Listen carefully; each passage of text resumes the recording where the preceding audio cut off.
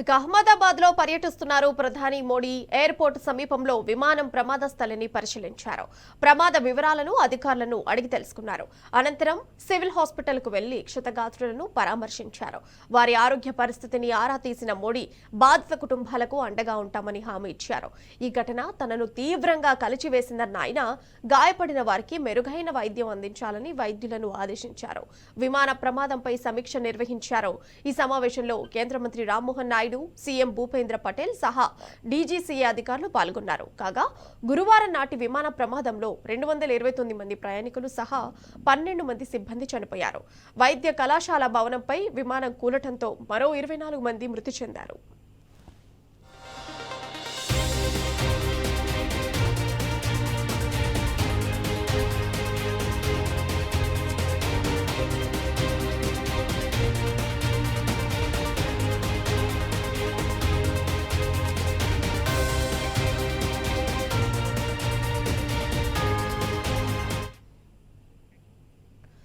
ఇక అహ్మదాబాద్ లో పర్యటిస్తున్నారు ప్రధాని మోడీ. పర్యటనకు సంబంధించి మరింత సమాచారం మా ప్రతినిధి కిరణ్ ఫోన్ లైన్ ద్వారా అందిస్తారు.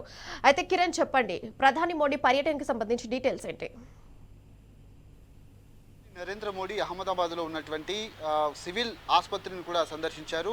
నిన్న మధ్యాహ్నం 1:38 జరిగినటువంటి ప్రమాదం దృష్ట్యా పూర్తిగా ఎయిర్ ఇండియా విమానంలో ఉన్నటువంటి 241 మంది కూడా మరణించడం జరిగింది. అంతేకాకుండా ఏదైతే జనావాసాల మీద కూలినటువంటి నేపథ్యంలో, ఆ జనావాసాల పరిస్థితుల నేపథ్యంలో మెడికల్ కళాశాల పైన కూలడంతో అక్కడ ఉన్నటువంటి 24 మంది కూడా చనిపోయినటువంటి పరిస్థితి కనబడుతుంది. ముఖ్యంగా ఎయిర్ ఇండియా విమానానికి సంబంధించినటువంటి టేకాఫ్ సమయంలో కేవలం 5 కిలోమీటర్ల దూరంలోకి వెళ్ళినటువంటి నేపథ్యంలో 5-6 నిమిషాల్లోనే ఈ ఘటన అంతా కూడా పూర్తయిపోయింది.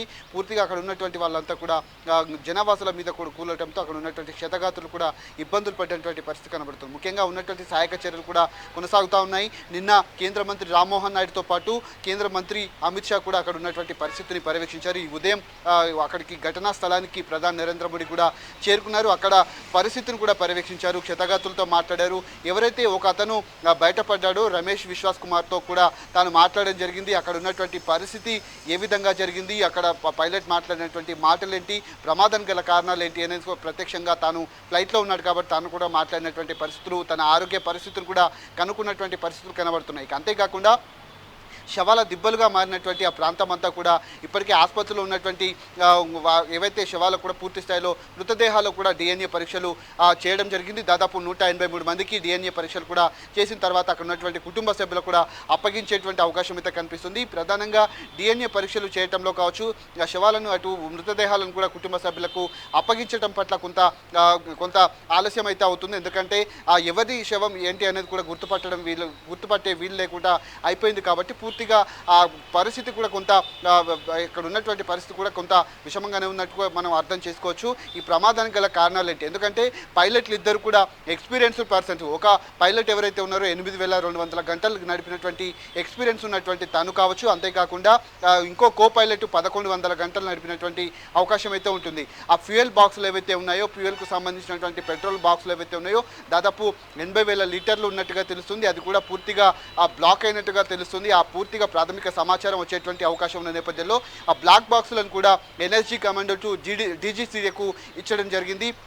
వాళ్ళు కూడా దాన్ని పూర్తి స్థాయిలో పర్యవేక్షించిన తర్వాత ప్రాథమిక సమాచారం అయితే బయటకు ఇచ్చేటువంటి అవకాశాలు అయితే కనబడతా ఉన్నాయి. ఈ ప్రమాదం జరిగినటువంటి నేపథ్యంలో భారతదేశం కూడా దిగ్భ్రాంతి వ్యక్తం చేసింది. అటు ప్రధాని నరేంద్ర మోడీ కావచ్చు, రాష్ట్రపతి కావచ్చు, వివిధ రాష్ట్రాల సీఎంలు కావచ్చు. ఆ ఘటనలో గుజరాత్కు సంబంధించినటువంటి మాజీ ముఖ్యమంత్రి విజయ్ రూపాని కూడా మరణించడం జరిగింది. అందులో లోపాలు కూడా పెద్ద ఎత్తున ఉన్నట్టుగా తెలుస్తుంది. ఒక ప్రయాణికుడు కూడా పెద్ద ఎత్తున అందులో సౌకర్యాలు కూడా కనీసం లేకపోవడంతో తాను కూడా బయటకు వచ్చినట్టుగా తెలుస్తుంది. అందులో ఏదైతే టీవీ స్క్రీన్ కావచ్చు, ఎల్సీడీ టీవీ స్క్రీన్ కావచ్చు, అంతేకాకుండా అక్కడ ఉన్నటువంటి ఫోన్లు కూడా పనిచేయలేదని తెలుస్తుంది. దానిపైన కూడా తాను కంప్లైంట్ చేసినా ఎయిర్ ఇండియా అధికారులు కూడా పట్టించుకోలేదు. చనిపోయినటువంటి వాళ్లకు ఎయిర్లైన్స్కు సంబంధించి ఎయిర్ ఇండియాకు సంబంధించినటువంటి సంస్థ కూడా ఒక్కో కుటుంబానికి ₹1,00,00,000 నష్టపరిహారం చెల్లించింది. అంతేకాకుండా కూలినటువంటి భవనం ఏదైతే ఉందో మెడికల్ కళాశాల భవనాన్ని కూడా తాము సొంత ఖర్చులతో నిర్మిస్తామని కూడా సూచించారు. ప్రధాని నరేంద్ర మోడీ కూడా సివిల్ ఆసుపత్రిని కూడా సందర్శించడం జరిగింది. అక్కడ ఉన్నటువంటి కొంతమంది క్షతగాతులను మాట్లాడడం జరిగింది. అంతేకాకుండా అక్కడ ఉన్నటువంటి పరిస్థితులను కూడా పర్యవేక్షించారు. అధికారులను కూడా మాట్లాడించినటువంటి పరిస్థితి అయితే మనకు అనిపించింది. ఆ ప్రాంతం అంతా కూడా తాను కళ్ళెదిరిగి అక్కడ ఉన్నటువంటి ఏ విధంగా యాక్సిడెంట్ జరిగిందనే దానిపైన కూడా జరిగినటువంటి పరిస్థితులు ఉన్నాయి. కానీ ఈ పాత ఎయిర్పోర్ట్లు ఏవైతే ఉన్నాయో అహ్మదాబాద్ ఎయిర్పోర్ట్లో గతంలో కూడా 1988లో ఈ ఘటన జరిగింది. సరిగ్గా 37 ఏళ్ల తర్వాత మరొకసారి అదే ప్రాంతంలో ఈ ఘటన జరగడంతో పూర్తిగా ఎయిర్ ఇండియాకు సంబంధించి కావచ్చు నగరంలో ఉన్నటువంటి ఎయిర్పోర్ట్ల పైన కొన్ని అనుమానాలు అయితే వ్యక్తమవుతున్నాయి. ఎందుకంటే 1000 మీటర్ల దూరం అనేది రన్వే ఉండాలి, కానీ కొంత తక్కువగా ఉండటంతో అక్కడ ఉన్నటువంటి జనావాసాల మీద కూలిందని కూడా చెప్తా ఉన్నారు.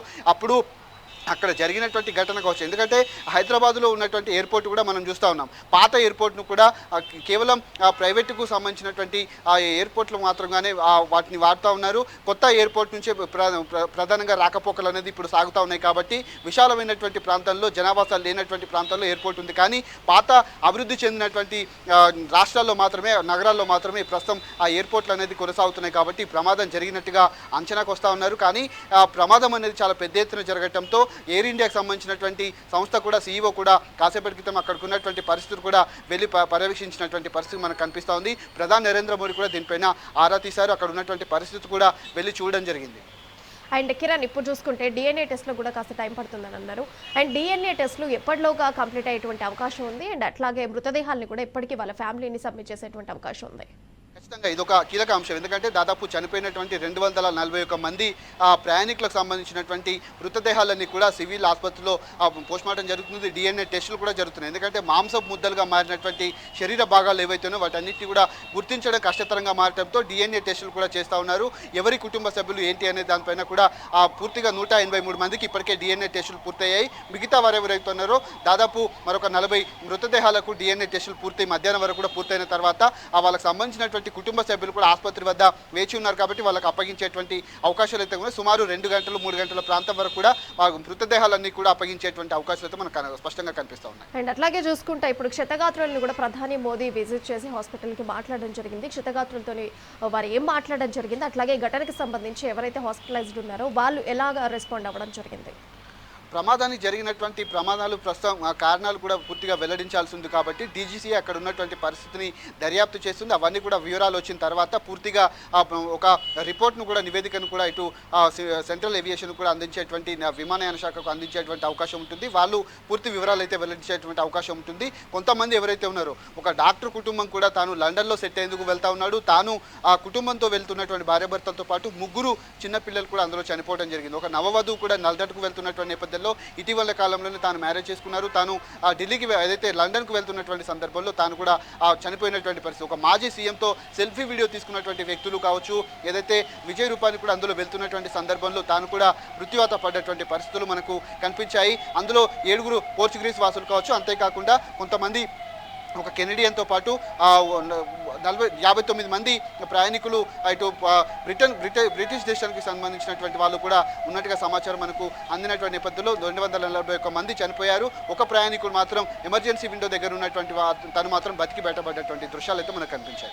అండ్ అట్లాగే కిరణ్, ఎయిర్ ఇండియా సీఈఓ కూడా ఈ ఘటనకి సంబంధించి ఏమైనా మాట్లాడటం జరిగిందా? అండ్ వాళ్ళకి ఏమైనా హోప్ ఇవ్వటం జరిగిందా? ఎయిర్ ఇండియా సీఈఓ కూడా ఉదయం అక్కడ ఉన్నటువంటి పరిస్థితిని పర్యవేక్షించేటువంటి పనిచేశారు.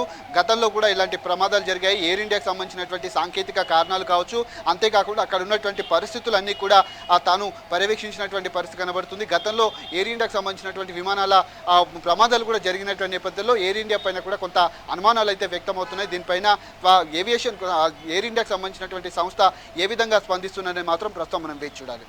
Right Kiran, thank you. మొత్తంగా చూసుకుంటే అహ్మదాబాద్లో జరిగినటువంటి ఈ దుర్ఘటన వల్ల అందరూ కూడా దిగ్భ్రాంతి వ్యక్తం చేస్తున్నారు. అండ్ చాలా మంది కుటుంబాలు కూడా లబోదిబోం అంటున్నాయి. అండ్ కొంతమంది కొత్తగా డాక్టర్ కుటుంబం లండన్కి వెళ్లాల్సినటువంటి కుటుంబం కూడా ఈ ఎయిర్ క్రాఫ్ట్లో ఇది చనిపోవడం జరిగింది. సో దీనికి అందరూ కూడా ఈ 242 మంది చనిపోవడం వల్ల యావత్ దేశం కూడా ఒక ఆందోళన వ్యక్తం చేస్తోంది.